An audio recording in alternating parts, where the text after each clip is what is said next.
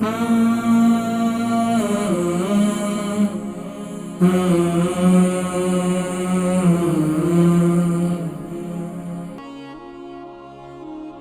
लतीफ़ साहब हैं नोटिंगम से। सीने में जलन रहती है, खट्टे डकार आते हैं, बड़ा पेशाब आता है। अस्सलाम वालेकुम।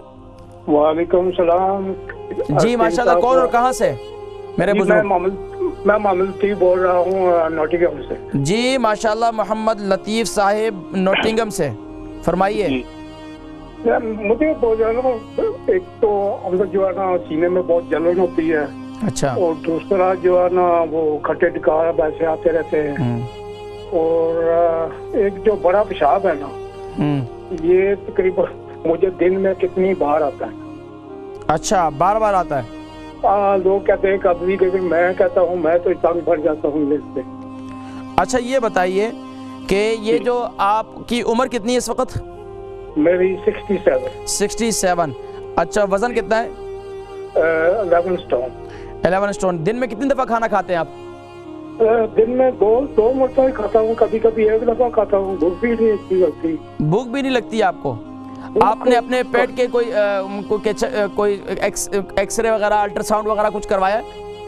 नहीं, वो तो कुछ नहीं कराया, लेकिन डॉक्टर से वैसे दवाई लेता है तो उन्होंने वो कहते हैं ठीक है, जो है ना ब्लड टेस्ट वगैरह। आप प्रोग्राम देखें, मैं जिक्र करता हूँ, ठीक है। बहुत शुक्रिया कॉल करने का। मोहम्मद लतीफ़ साहब हैं नोटिंगम से। सीने में जलन रहती है, खट्टे डकार आते हैं, बड़ा पेशाब आता है।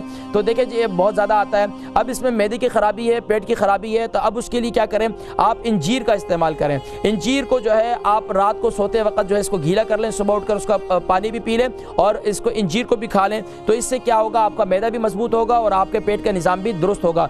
और इसके साथ साथ कोशिश करें कि आप सीने में जलन के लिए आप हर खाने से पहले और खाने के बाद आप कम से कम भी 2 घंटे पहले पानी पिएंगे और 2 घंटे के बाद।